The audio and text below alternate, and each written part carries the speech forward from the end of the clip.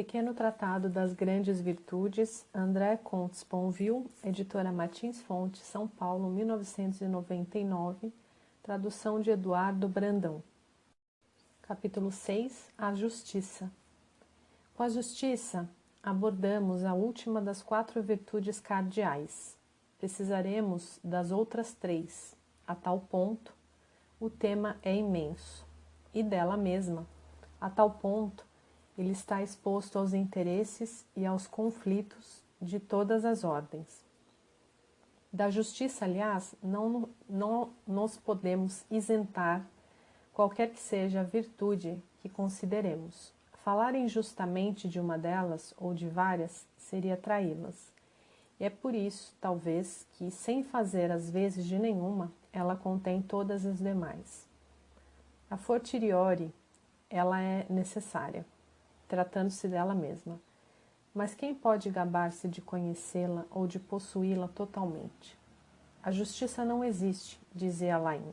A justiça pertence à ordem das coisas que se devem fazer justamente porque não existem. E acrescentava, a justiça existirá se a fizermos. Eis o problema humano. Muito bem, mas que justiça? E como fazê-la sem saber o que ela é ou deve ser?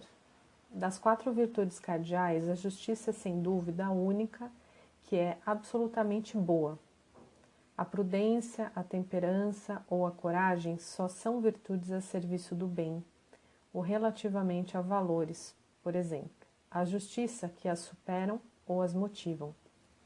A serviço do mal ou da injustiça, prudência, temperança e a coragem não seriam virtudes, mas simples talentos ou qualidades do espírito ou do temperamento, como diz Kant.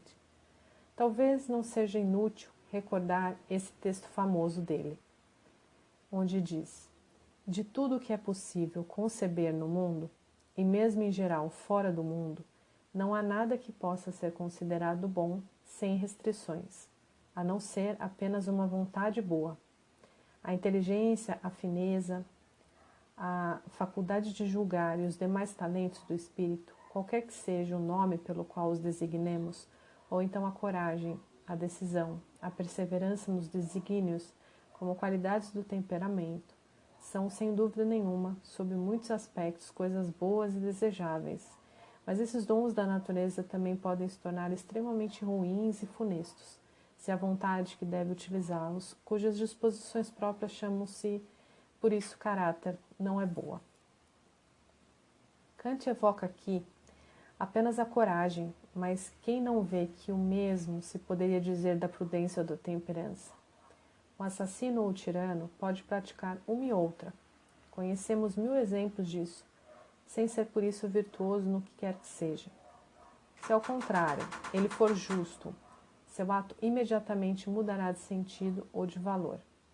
Irão me perguntar o que é um justo assassino, uma justa tirania. É reconhecer, pelo menos, a singularidade da justiça. Porque um assassino prudente ou um tirano sóbrio nunca surpreenderam ninguém. Em suma, a justiça é boa em si, como a boa vontade de Kant, e é por isso que essa não poderia ignorá-la. Cumprir seu dever, por certo, mas não à custa da justiça nem contra ela. Como seria possível, de resto, uma vez que o dever a supõe, o que estou dizendo, uma vez que o dever é a própria justiça, como exigência e como obrigação? A justiça não é uma virtude como as outras. Ela é o horizonte de todas e a lei da sua coexistência. Virtude completa, dizia Aristóteles. Todo valor a supõe, toda a humanidade a requer. Não é, porém, que ela faça as vezes da felicidade. Porque é milagre? Mas nenhuma felicidade a dispensa. É um problema que encontramos em Kant e que voltaremos a encontrar, desculpem-me se cito poucos, em Dostoiévski, Bergson, Camus ou Jankelevich. Se para salvar a humanidade fosse preciso condenar um inocente, torturar uma criança, dizia Dostoiévski, teremos de nos resignar a fazê-lo? Não, respondem eles. A cartada não valeria o jogo, ou antes, não seria uma cartada, mas uma ignomínia. Porque se a justiça desaparece, escreve Kant, é coisa sem valor o fato de os homens viverem na terra. O utilitarismo chega aqui a seu limite. Se a justiça fosse apenas um contrato de utilidade, como queria, por exemplo, Epicuro, apenas uma otimização do bem-estar coletivo, como queria Bentham ou Mill, poderia ser justo para a felicidade de quase todos, sacrificar alguns sem seu acordo e ainda que fossem perfeitamente inocentes e indefesos. Ora, é o que a justiça proíbe, ou deve proibir. Rawls tem razão aqui, após Kant. A justiça é mais e melhor do que o bem-estar e a eficácia, e não poderia ser sacrificada a eles, nem mesmo em nome da felicidade da maioria.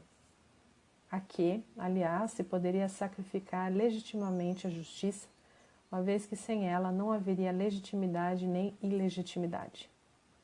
Em nome de quê? Uma vez que mesmo a humanidade, mesmo a felicidade e mesmo o amor não valeriam absolutamente nada sem a justiça. Ser injusto por amor é ser injusto, e o amor não é mais que favoritismo ou parcialidade. Ser injusto para a sua própria felicidade ou para a felicidade da humanidade é ser injusto. E a felicidade nada mais é que egoísmo ou conforto. A justiça é aquilo sem o que os valores deixariam de ser valores. Não seriam mais que interesses ou móveis, ou não valeriam nada. Mas o que é ela? O que ela vale? A justiça se diz em dois sentidos, como conformidade ao direito, jus em latim, e como igualdade ou proporção. Não é justo, diz a criança que tem menos que as outras, ou menos do que julga lhe caber, e dirá a mesma coisa a seu amiguinho que trapaceia, nem que seja para restabelecer uma igualdade entre eles, não respeitando as regras, escritas ou não escritas, do jogo que os une se opõem.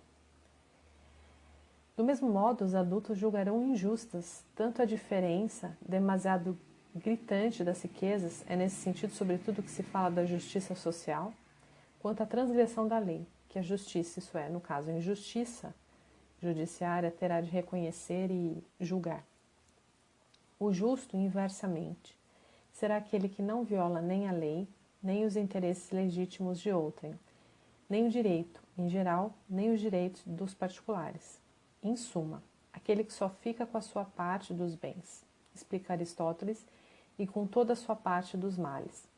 A justiça situa-se inteira nesse duplo respeito à legalidade, na cidade e à igualdade entre indivíduos. O justo é o que é conforme à lei, e o que respeita a igualdade, e o injusto é o que é contrário à lei, e o que falta com a igualdade. Esses dois sentidos, embora ligados, é justo que os indivíduos sejam iguais diante da lei, são contudo diferentes. Como legalidade, a justiça existe de fato, e sem outro valor que não o circular. Todas as ações prescritas pela lei são justas, nesse sentido, observava Aristóteles, mas o que isso prova se a lei não é justa? E Pascal, mais cinicamente, dizia: a justiça é o que é estabelecido. Assim, todas as nossas leis estabelecidas serão necessariamente consideradas justas sem ser examinadas, pois são estabelecidas. Que se dá de outro modo? E que justiça se o juiz não fosse obrigado a respeitar a lei e a letra da lei, mais que suas próprias convicções morais ou políticas? O fato da lei, a legalidade, importa mais que seu valor, sua legitimidade, ou antes faz as vezes deste. Não há Estado de outro modo, não há direito de outro modo, logo não há Estado de direito. Auctoritas non veritas, facit legem. É a autoridade, não a verdade, que faz a lei. Isso que poderíamos ler em Hobbes, governa também nossos democratas.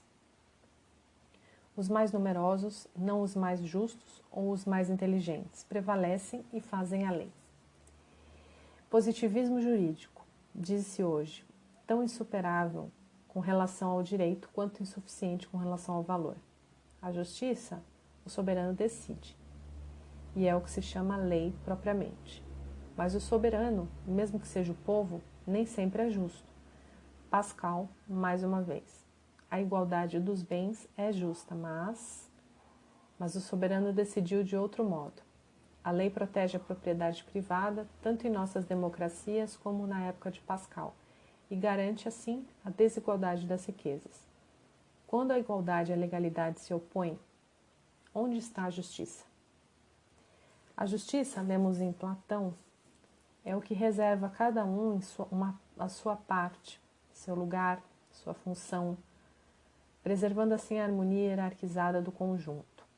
Seria justo dar a todos as mesmas coisas, quando eles não têm nem as mesmas necessidades nem os mesmos méritos?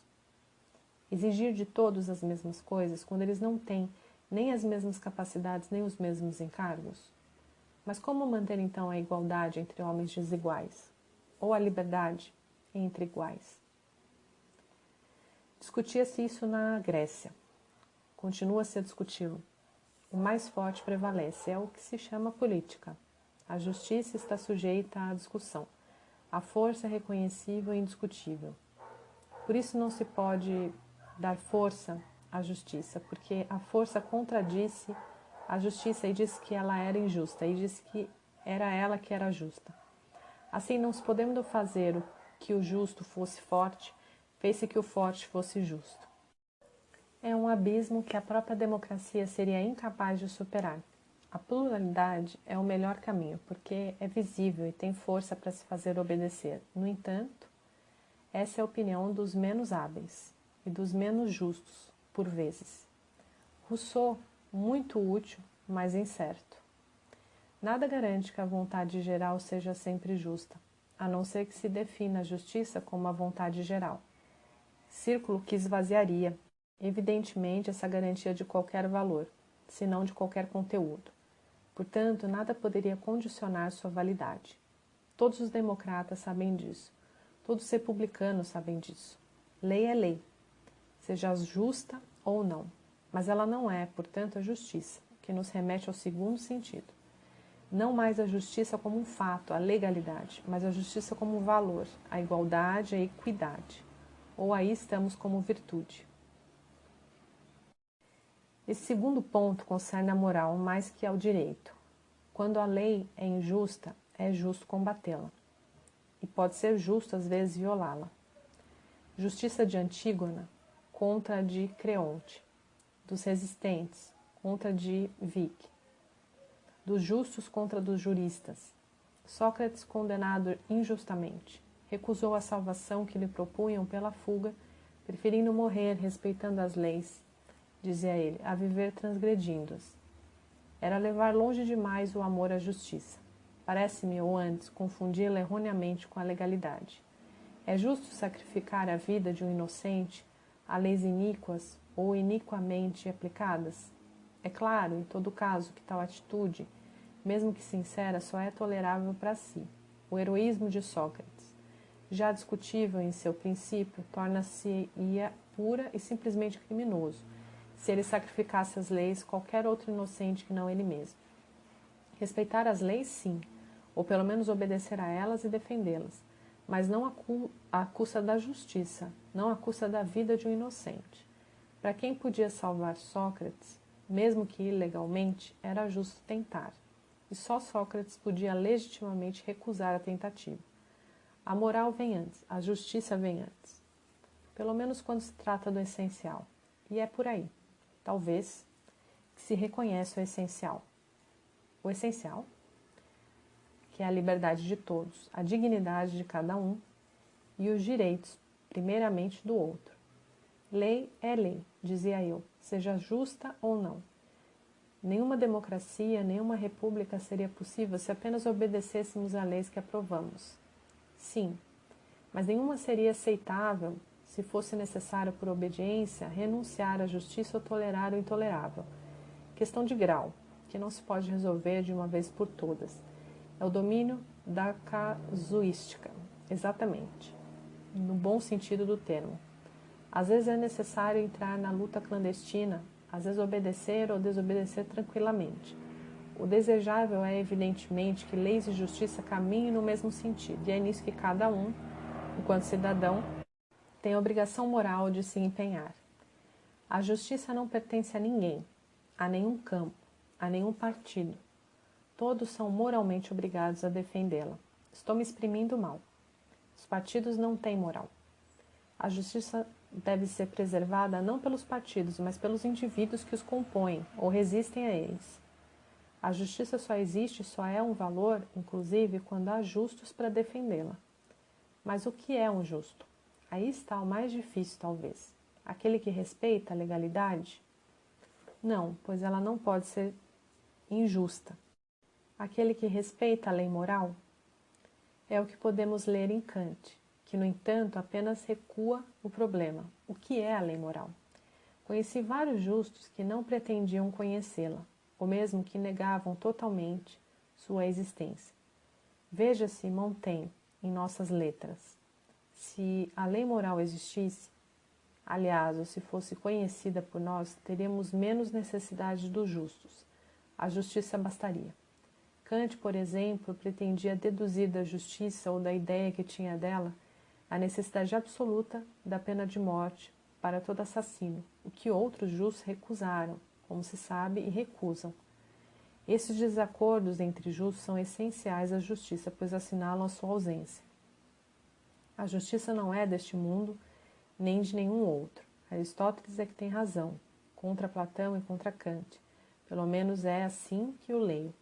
Não é a justiça que faz os justos, mas os justos que fazem a justiça. Como, se não a conhecem? Por respeito à legalidade, como vimos, e à igualdade. Mas legalidade não é justiça. E como a igualdade poderia bastar? Cita-se com frequência o juízo de Salomão. É psicologia, não é justiça. Ou antes, só é justo o segundo juízo, que devolve o filho à sua verdadeira mãe e renuncia assim à igualdade. Quanto ao primeiro, que queria cortar a criança em dois, não seria justiça, mas barbárie. A igualdade não é tudo. Seria justo o juiz que infligisse a todos os acusados a mesma pena? O professor que atribuísse a todos os alunos a mesma nota? Dir-se-á que penas ou notas devem ser, em vez de iguais, proporcionais ao delito ou ao mérito? Sem dúvida, mas quem julgará isso? E segundo que tabela? Para um roubo, quanto? Para um estupro? Para um assassinato? Em tais circunstâncias? E em tais outras? A lei responde mais ou menos, e os júris e os juristas, mas a justiça não. Mesma coisa no ensino. Deve-se recompensar o aluno estudioso ou o aluno dotado? O resultado ou o mérito?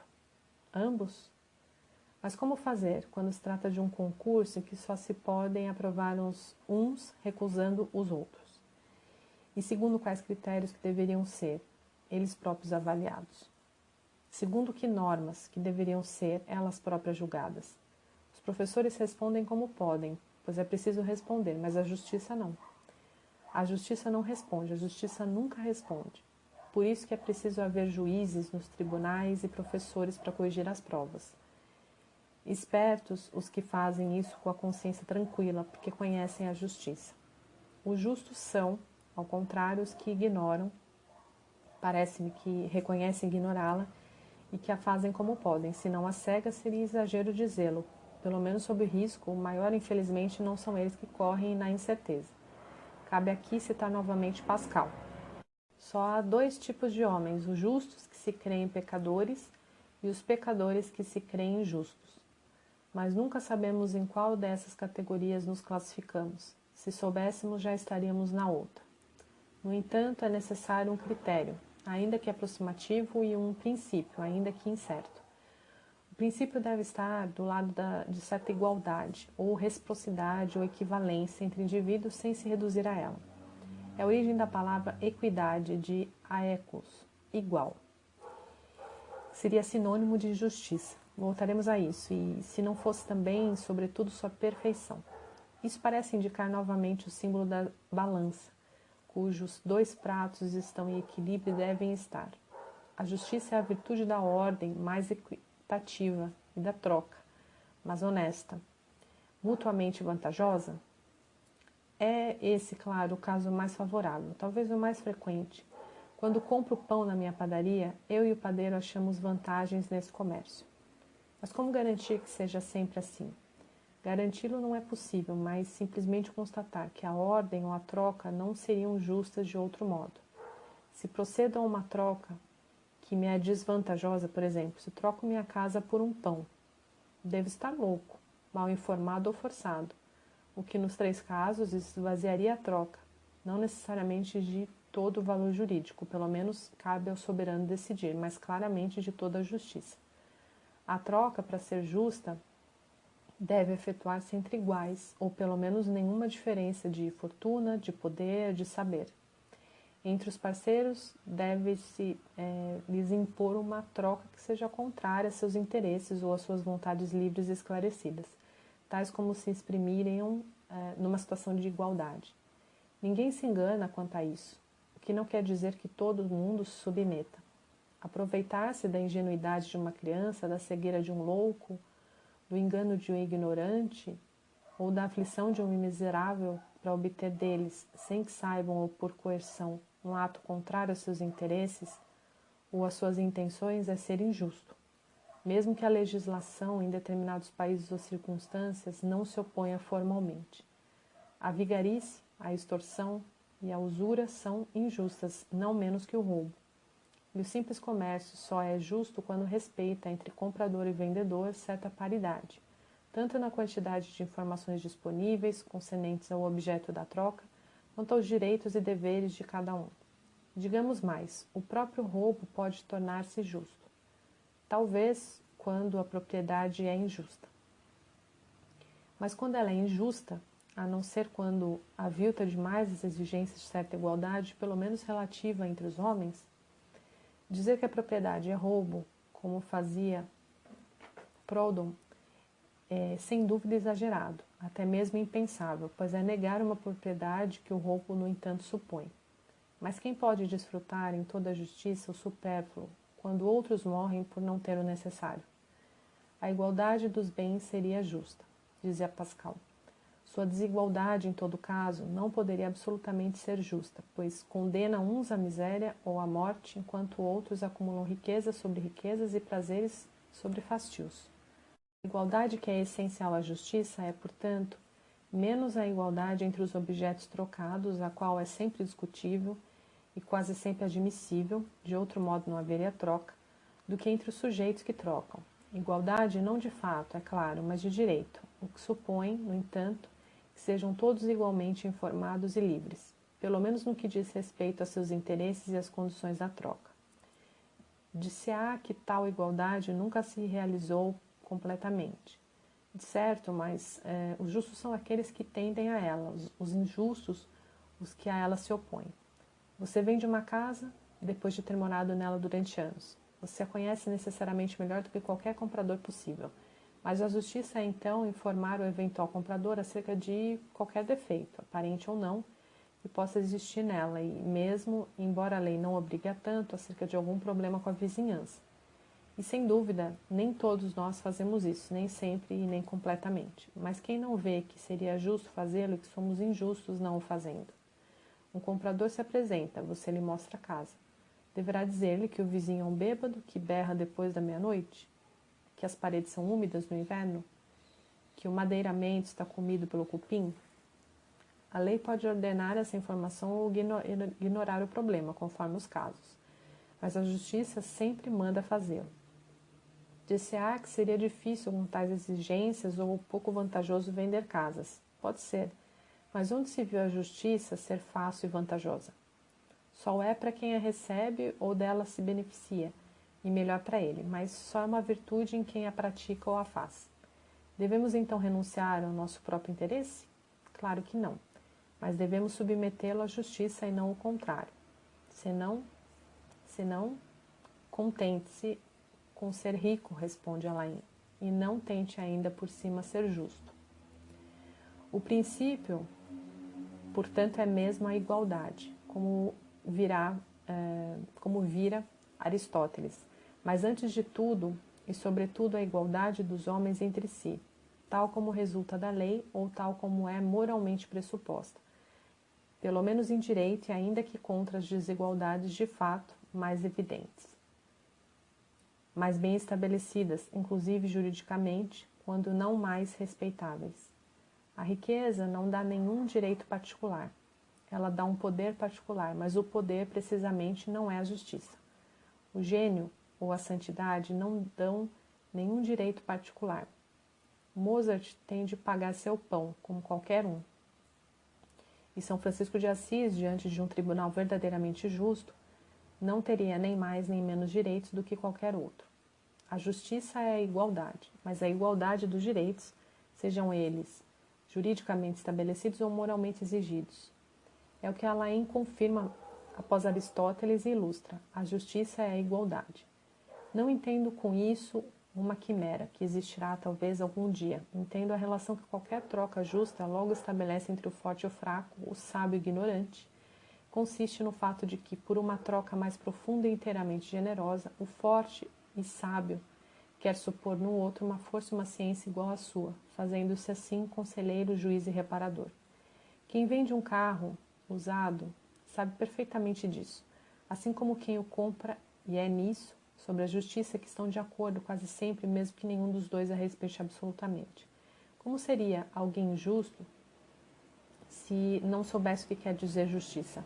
Ora, o que um e outro sabem, por menos que reflitam sobre o assunto, é que sua transação só será justa se, e somente se, for tal que pessoas iguais em poder, saber, direitos poderiam consentir nela. Esse condicional é muito bem denominado. A justiça é uma condição de igualdade, a qual nossas trocas devem submeter-se. Isso também fornece o critério, ou como diz Alain, a regra de ouro da justiça. Em todo contrato, em toda troca, ponha-se no lugar do outro, mas com tudo o que você sabe, e supondo-se tão livre das necessidades quanto um homem pode sê-lo. Veja-se no lugar dele, você aprovaria essa troca ou esse contrato. Regra de ouro, lei de bronze. A coerção mais rigorosa e mais exigente é querer a troca apenas entre sujeitos iguais e livres, e é nisso que a justiça, mesmo como valor, tem a ver tanto com a justiça como com a moral. É justa, dizia Kant. Toda ação que permite, ou cuja máxima permite que a livre vontade de querer um coexista com a liberdade de qualquer outro, segundo uma lei universal. Essa coexistência das liberdades sobre uma mesma lei supõe sua igualdade, pelo menos de direito, ou antes ela realiza, e somente ela, é a própria justiça, sempre a fazer e refazer e sempre ameaçada. Isso tem a ver com a política, dizia eu. Postular sujeitos livres e iguais, livres, logo iguais, é o princípio de toda democracia verdadeira e o cadinho dos direitos humanos. É nisso que a teoria do contrato social, muito mais que a do direito natural, é essencial à nossa modernidade. São duas ficções, sem dúvida, mas uma pressupõe uma realidade, o que é sempre vão. Se existisse um direito natural, não precisaríamos fazer a justiça, bastaria ministrá-la. Enquanto a outra afirma um princípio ou uma vontade. O que está implicado na ideia de contrato original, em Spinoza ou Locke, como em Rousseau ou Kant, é menos a existência de fato de um livre acordo entre iguais. Tal contrato, nossos autores sabem muito bem, nunca existiu, do que a postulação de direito de uma liberdade igual, para todos os membros de um corpo político, pelo que são possíveis e necessários acordos de acordo de fato, conjuguem. E é aí que voltamos a encontrar Aristóteles. A igualdade, pois toda liberdade é postulada como igual a qualquer outra, e a legalidade, pois esses acordos podem ter, em determinadas condições, força de lei. Kant, mais claramente talvez do que Rousseau, Locke ou Spinoza, mostrou muito bem que tal acordo original era apenas hipotético, mas que essa hipótese era necessária a toda a representação não teológica do direito e da justiça. Segue a citação. Eis, portanto, um contrato original e unicamente sobre ele pode-se fundar entre os homens uma Constituição civil, logo inteiramente legítima e constituída uma república. Mas esse contrato não é de modo algum necessário supor como tal. Ao contrário, é uma simples ideia da razão, mas ela tem uma realidade prática indubitável, no sentido de que obriga todo legislador a editar suas leis como podendo ter emanado da vontade coletiva de todo um povo e a considerar todo sujeito, na medida em que este quer ser cidadão, como se tivesse concorrido para formar, mediante seu sufrágio, uma vontade desse gênero. Pois é esta pedra de toque, de legitimidade de qualquer lei, lei pública.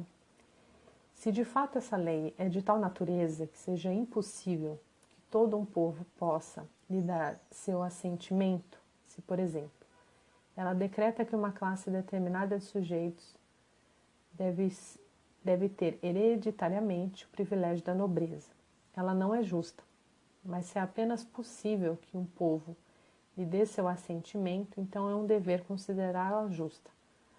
A supor, inclusive, que o povo se encontre presentemente numa situação ou numa disposição de sua maneira de pensar, tais que, se consultado, provavelmente negaria seu assentimento.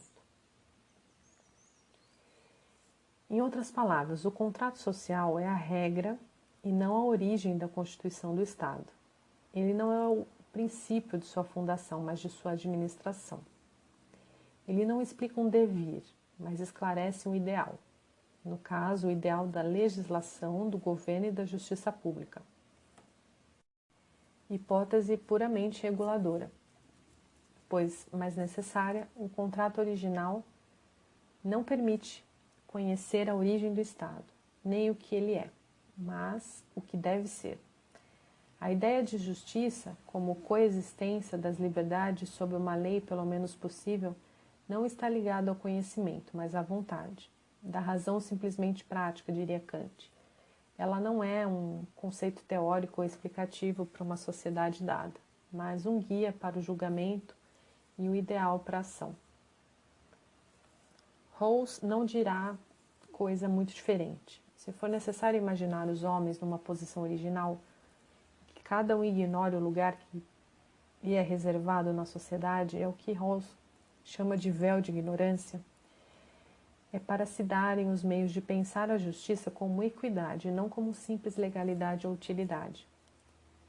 O que só é possível desde que se coloquem entre parênteses as diferenças individuais e o apego de cada um, mesmo quando justificado a seus interesses egoístas ou contingentes.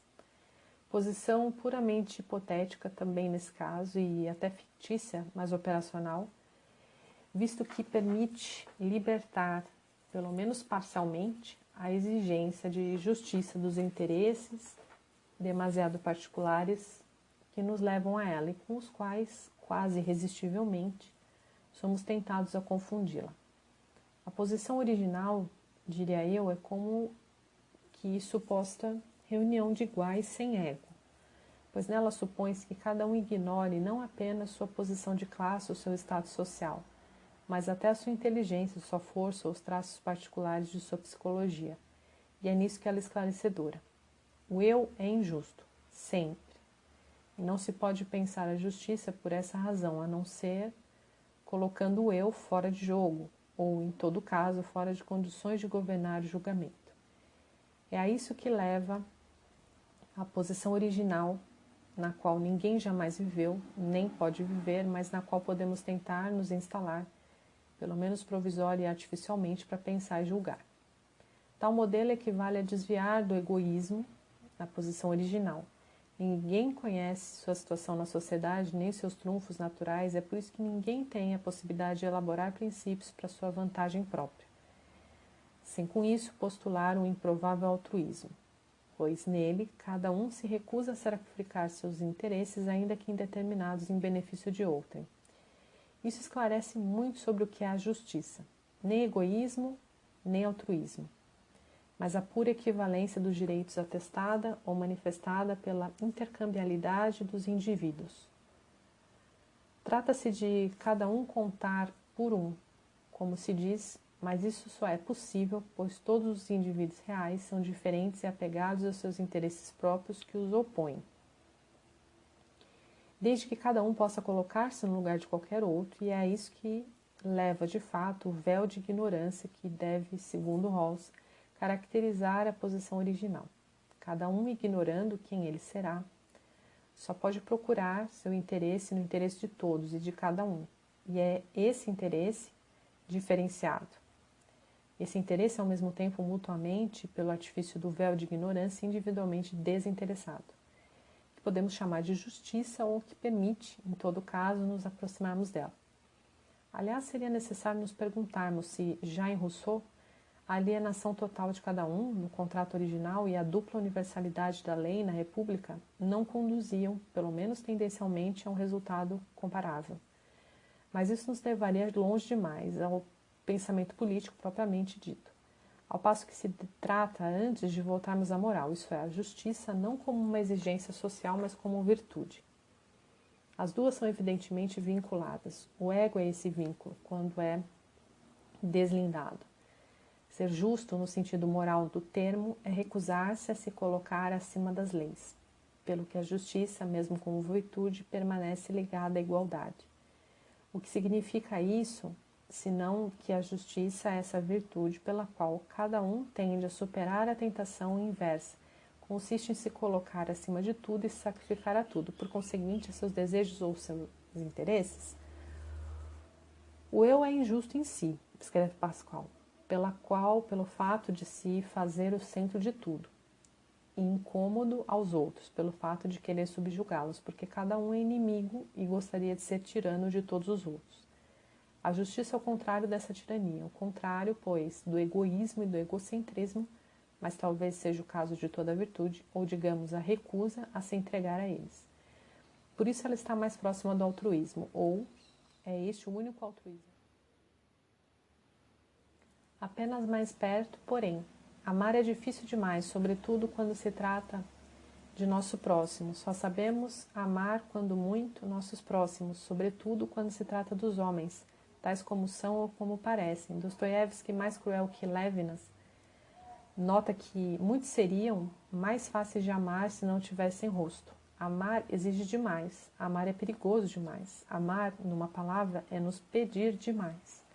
Diante do desmedido da caridade para a qual o outro é tudo, diante do desmedido do egoísmo para o qual o eu é tudo, a justiça se mantém na medida que sua balança simboliza, em outras palavras, no equilíbrio ou na proporção.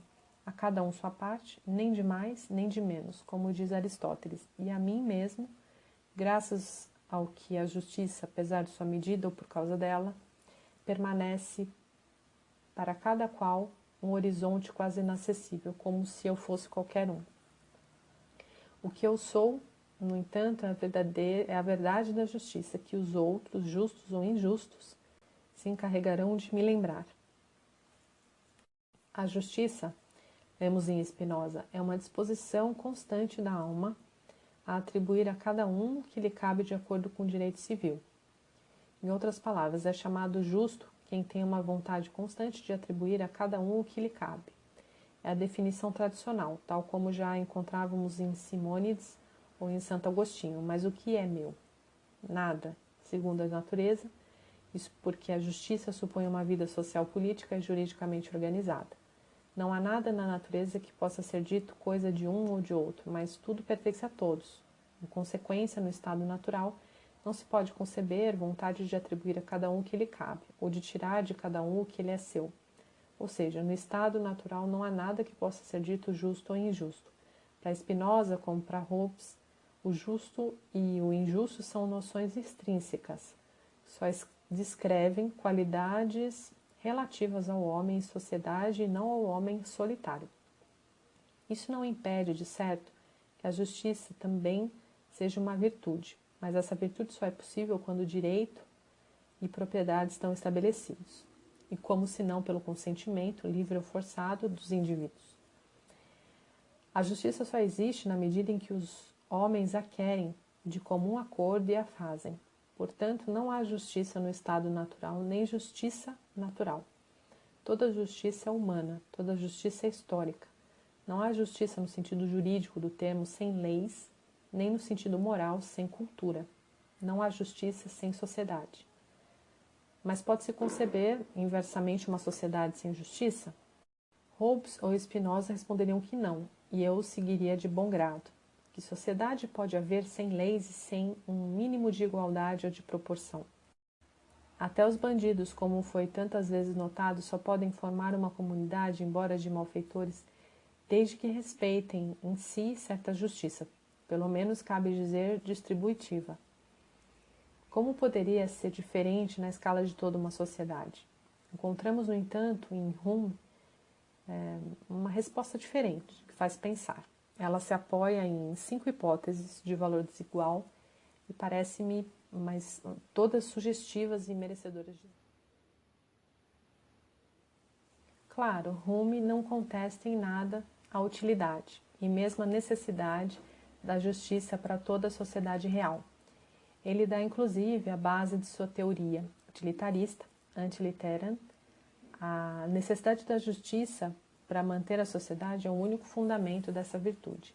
Escreve, e se podemos discutir essa unicidade, como vimos e tornaremos a ver, não é possível contestar essa necessidade. Qual de nossas sociedades poderia sobreviver sem leis, tanto jurídicas quanto morais? É verdade, em se tratando de qualquer sociedade humana, é efetiva. Mas essas sociedades são muito complexas. Como saber se essa necessidade de justiça é de fato, como pensa Hume, seu único fundamento? Tentando, responde o Hume, conceber sociedades, pelo menos possíveis, em que essa necessidade não existisse. Se a justiça subsistir nelas, pelo menos como exigência, isso significará que a necessidade não basta para explicar. Se desaparecer, será um argumento fortíssimo para concluir que só necessidade basta, numa sociedade dada, para explicar seu aparecimento e fundamentar o seu valor. É nesse espírito que Hume, como eu anunciava, avança 5 suposições sucessivas que irão suprimir a necessidade da justiça, e com isso pretende ele mostrar sua validade. Se essas hipóteses fossem aceitáveis e a inferência justificada, seria necessário concluir que a utilidade ou a necessidade pública são, de fato, a única origem da justiça e o único fundamento de seu mérito. Essas 5 hipóteses, para resumir, são as seguintes. A primeira, uma abundância absoluta. A segunda, um amor universal. A terceira, uma miséria ou uma violência extremas e generalizadas, como na guerra ou no estado natural de Hobbes. Quarta, é a confrontação com seres dotados de razão, porém fracos demais para se defenderem. Enfim, quinta, é uma separação total dos indivíduos, acarretando para cada um deles uma solidão radical. Nesses 5 modelos, quer mostrar Hume a justiça, deixando de ser necessário ou útil, deixaria também de valer. Ora, o que resulta disso? A quinta dessas suposições, solidão radical, é sem dúvida mais forte.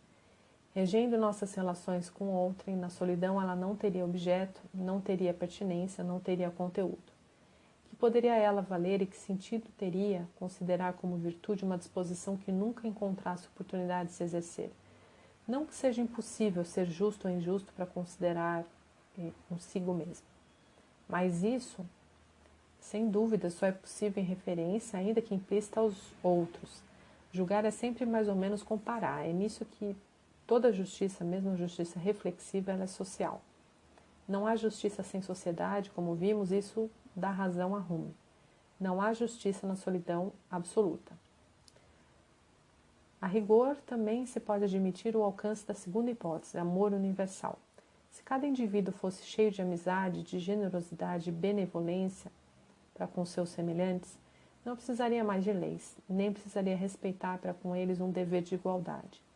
O amor iria além do simples respeito dos direitos, como se vê nas famílias unidas, e faria às vezes a justiça. Digo a rigor, pois seria necessário perguntar se esse amor aboliria a justiça, como pensa Hume, ou então se nos tornaria justos, como me inclino a pensar, ao mesmo tempo em que nos levaria além. Recordemos a bela fórmula de Aristóteles, onde ele diz: amigos, não necessitamos da justiça. justos ainda necessitamos da amizade. Isso não significa que sejamos injustos para com nossos amigos, mas que a justiça, então, quem pode mais, pode menos, é óbvia e incluída que está ultrapassada nas doces exigências da amizade. Todavia, a implicação não é considerável. É verdade que o amor, sobretudo se universal e sem limites, não tem de se preocupar com obrigações que satisfaz de passagem de certo, mas sem se deter, e até, pois nada o leva a transgredi-las, sem se sentir submetido a elas. Tudo bem, pois no que concerne ao amor, segunda, e à solidão, quinta. As três outras hipóteses são muito mais problemáticas. A abundância, primeira, em primeiro lugar. Imaginemos que todos os bens possíveis se ofereçam em quantidade infinita.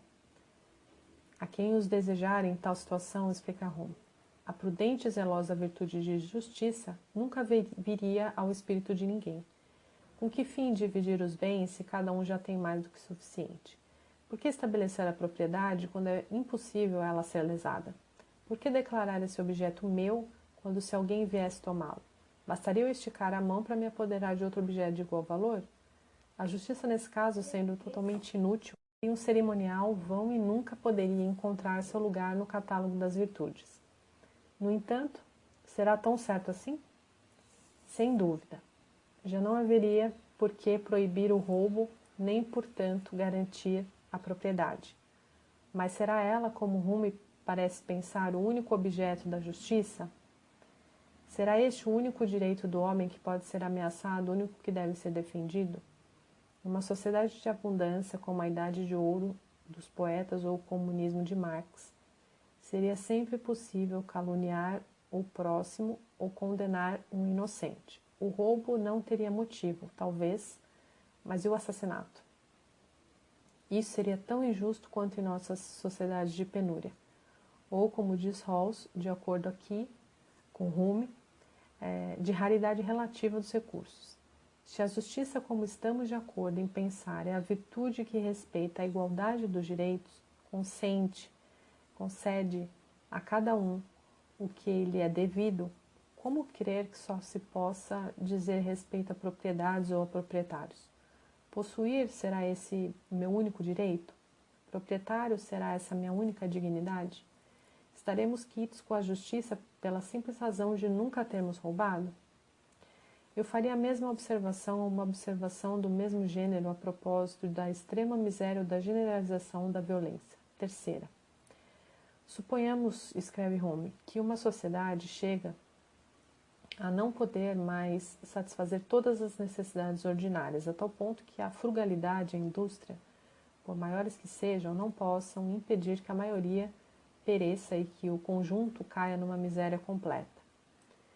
Admitir-se-á facilmente, creio eu, que, em tão premente urgência, as leis estritas da justiça sejam suspensas e cedam lugar aos motivos mais imperiosos da necessidade da preservação de si.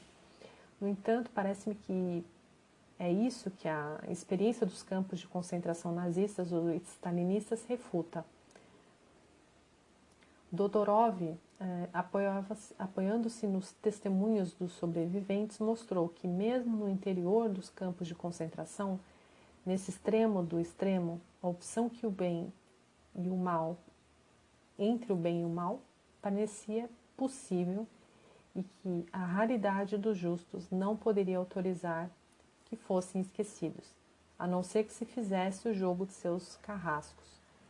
Nos campos de concentração, como Alhures, as diferenças individuais eram também diferenças éticas. Alguns roubavam a ração de seus detentos, denunciavam os líderes aos guardas, oprimiam os mais fracos, cortejavam os mais fortes, injustiça. Outros organizavam a resistência e solidariedade. Dividiam os recursos comuns, protegiam os mais fracos, em suma, tentavam restabelecer, apesar de tudo, no horror generalizado, como que uma aparência de direito ou de equidade, justiça. Que ela tivesse de mudar de formas, imagina-se, mas sem com isso desaparecer, nem como exigência, nem como valor, nem como possibilidade.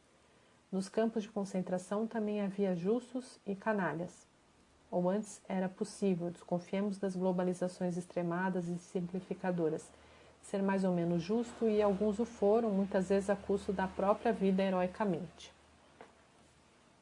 Vamos fazer como se não tivessem existido? E quantos outros, por serem menos heróicos, foram, apesar de tudo, mais justos do que poderiam ser, até mais do que, se tratasse de sua sobrevivência, apenas teriam interesse de ser. De tanto repetir que nos campos de concentração toda a moral havia desaparecido, dá-se razão ao que gostaria de fato de fazê-la desaparecer, e esquece-se dos que resistiram, em seu nível, com seus meios, a essa aniquilação. Combate de todos os dias, de todos os instantes, contra os guardas, contra os outros detentos e contra si. Quantos heróis desconhecidos, quantos justos esquecidos? Quem, por exemplo, sem o testemunho de Robert Antelme, se lembraria de Jacques, o estudante de medicina? Se fôssemos encontrar um SS e lhe mostrássemos Jacques, poderíamos dizer-lhe: olhe para ele, vocês fizeram dele este homem apodrecido, amarelado. O que melhor deve parecer o que vocês pensam que ele é por natureza, o lixo, a escória, vocês conseguiram.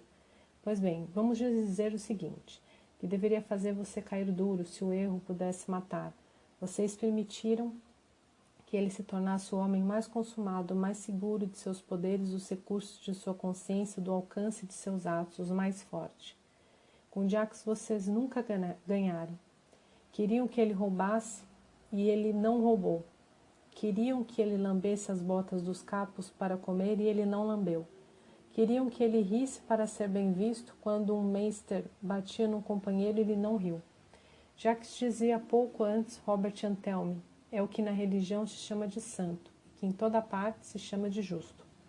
Por que seria diferente na guerra? É evidente que ela subverte as condições de exercício da justiça, torna sua prática infinitamente mais difícil e aleatória. Não há guerra justa. Se entendemos com isso uma guerra que respeite, como se nada estivesse acontecendo, as leis e os direitos ordinários da humanidade. No entanto, isso não impede que um soldado ou um oficial possa ser, numa situação dada, mais justo do que o outro, ou menos injusto, que basta para provar que nem a exigência da justiça nem seu valor são pura e simplesmente abolidos pela guerra. Aliás, Hummel reconhece, em outra passagem, dando a entender que isso ocorre porque as guerras deixam subsistir, mesmo entre inimigos, um interesse comum ou uma utilidade compartilhada. Mas isso não poderia esgotar a exigência de justiça, pois essa pode ir contra esses interesses ou essa utilidade. Nada nos impede de considerar, por exemplo, e apenas a título de hipótese, que a tortura ou execução de prisioneiros possam ser, numa guerra, mutuamente vantajosas. Cada exército poderia tirar proveito delas, mas isso bastaria para fazer com que fosse justo? É incontestável que a utilidade comum reforça a exigência de justiça, e é com frequência a motivação mais forte que nos leva a respeitá-la. Mas se ela constituísse toda a justiça, não haveria nem justiça nem injustiça. Só haveria o útil e o prejudicial, o interesse e o cálculo. A inteligência bastaria à justiça, ou antes faria as vezes dela. Mas não é bem assim. É o que os justos, mesmo diante do pior, nos lembram.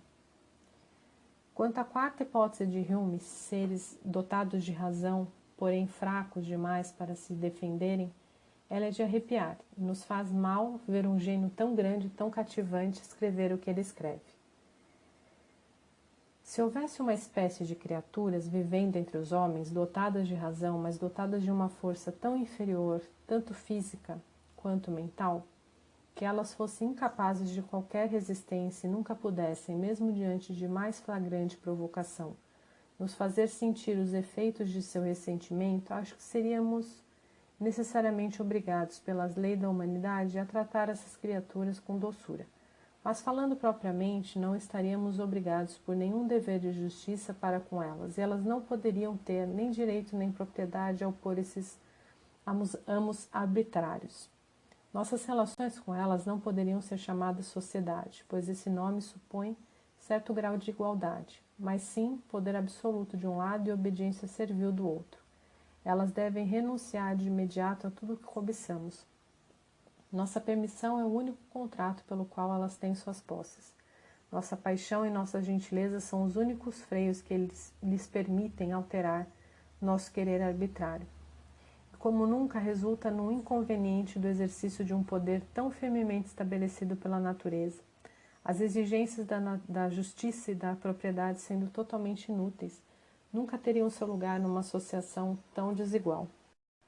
Quis citar esse parágrafo por inteiro para não correr o risco de traí-lo.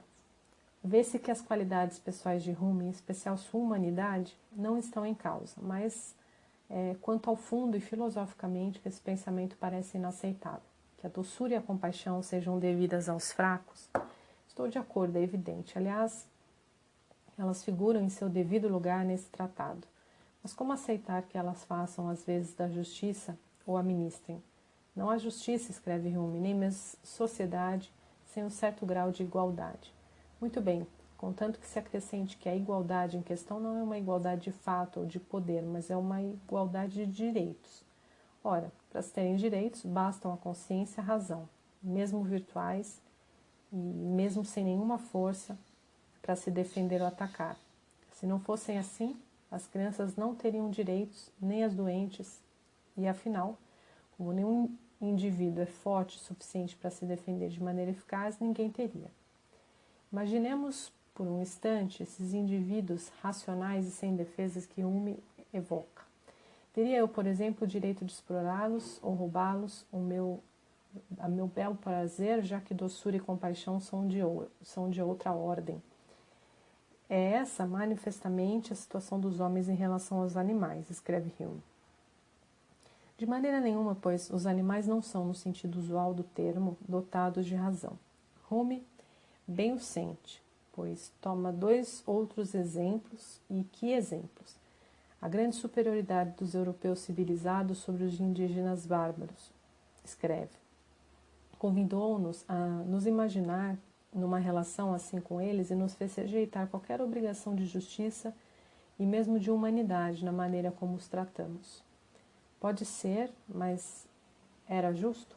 A fraqueza deles diante dos europeus, no entanto, era incontestável, e a justiça para com eles deixava, como os acontecimentos mostraram, de ser socialmente necessária. Isso significa que nenhuma justiça lhes fosse devida? Pode-se admitir que doçura e compaixão esgotavam tudo o que lhes devíamos, ou antes, pois, por sua fraqueza, supõe-se que não tinham nenhum direito. Tudo o que não lhes devíamos, não é possível aceitar tal argumento. Parece-me sem renunciar à própria ideia de justiça. É o que Montaigne, tão próximo de Hume em tantos outros pontos, sobre perceber. A fraqueza dos indígenas da América, longe de nos isentar de justiça, devia recomendá-los à nossa justiça, e não apenas à nossa compaixão. E somos culpados, muito intensamente culpados, por ter ultrapassado nossos direitos ao violar os deles. A justiça que distribuía a cada um o que lhe pertence, como diz Montaigne, não poderia autorizar massacres e saques. Embora ele tenha sido, evidentemente, engendrada para a sociedade ou comunidade dos homens, nada autoriza pensar que se baseie apenas em sua própria exclusiva utilidade. É uma hipótese que não encontramos em Montaigne, mas tudo leva a crer que ele a teria aceito.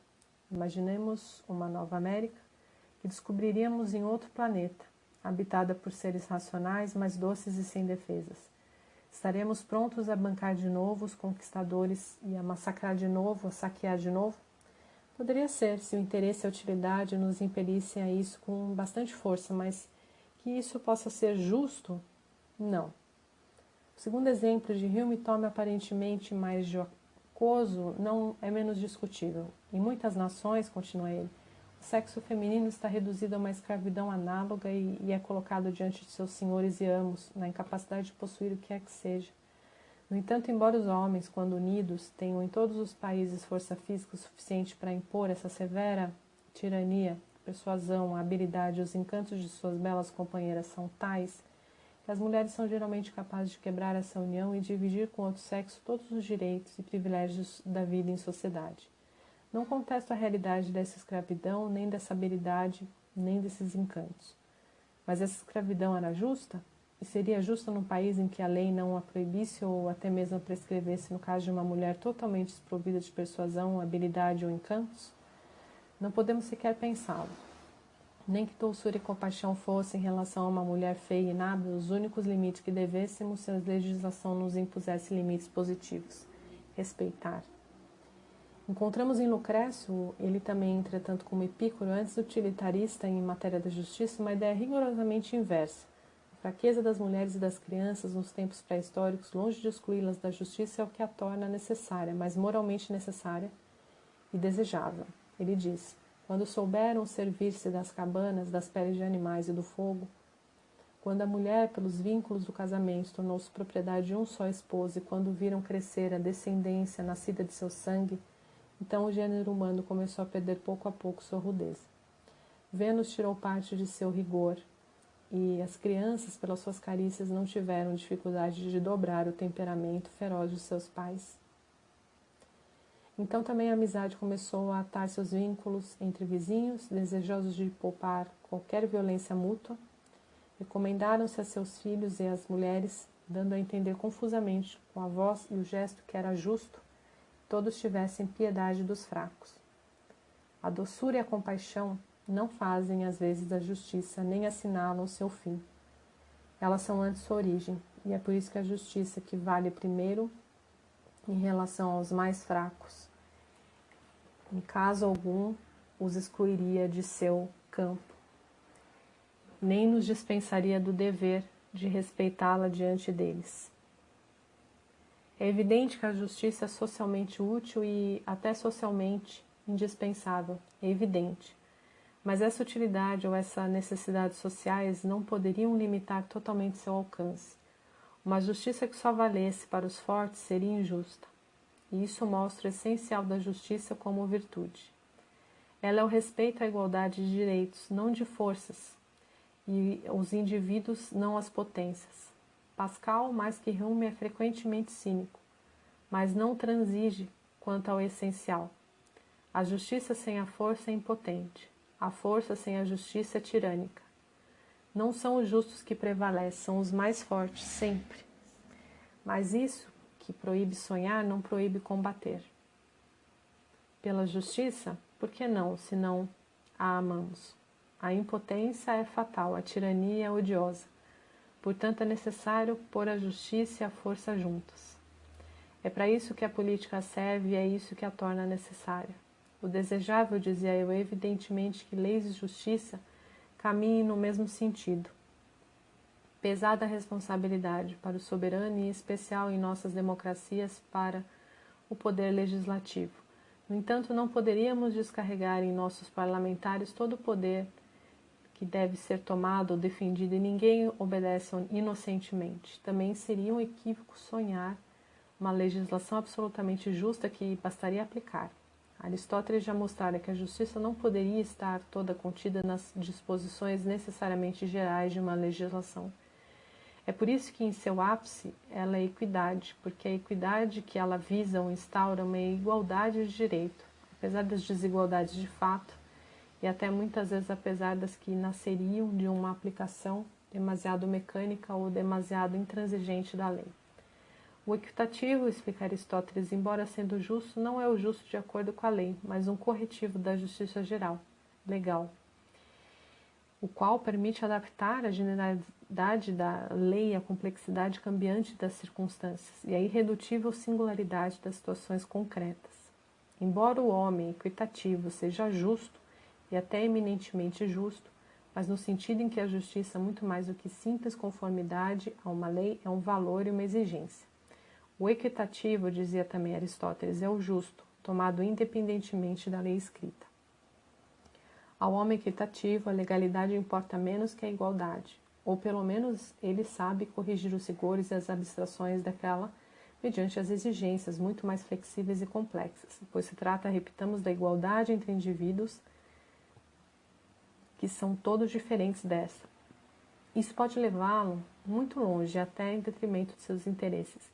Quem tende a escolher e realizar as ações equitativas e não se atém rigorosamente aos seus direitos no sentido do pior, mas tende a tomar menos do que lhe é devido, embora tenha a lei a seu lado, é um homem equitativo, e essa disposição é a equidade, uma forma especial de justiça, e não uma disposição inteiramente distinta.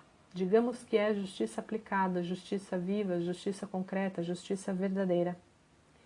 Ela não dispensa a misericórdia. A equidade, diz Aristóteles, é perdoar o gênero humano, não no sentido de que se renuncie sempre a punir, mas de que, para ser equitativo, o juízo precisa ter superado o ódio e a cólera. A equidade também não dispensa a inteligência, a prudência, a coragem, a fidelidade, a generosidade e a intolerância. É nisso que coincide com a justiça, não mais como virtude particular tal como consideramos aqui, mas como virtude geral e completa, aquela que contém ou supõe todas as outras, aquela de que Aristóteles dizia tão belamente que a consideramos a mais perfeita das virtudes, e que nem a estrela da noite, nem a estrela da manhã são tão admiráveis. O que é um justo? É alguém que põe sua força a serviço do direito e dos direitos, e que, decretando nele a igualdade de todo homem com todo outro, apesar das desigualdades de fato ou de talentos que são inúmeras, instaura uma ordem que não existe, mas sem a qual nenhuma ordem jamais poderia nos satisfazer. O mundo resiste e o homem. Portanto, é preciso resistir a eles, e resistir, antes de tudo, à injustiça, que cada um traz em si mesmo, que é si mesmo. É por isso que o combate pela justiça não terá fim. Esse reino, pelo menos, nos é proibido, ou antes já estamos nele, só quando nos esforçamos para alcançá-lo. Felizes os famintos de justiça, que nunca serão saciados.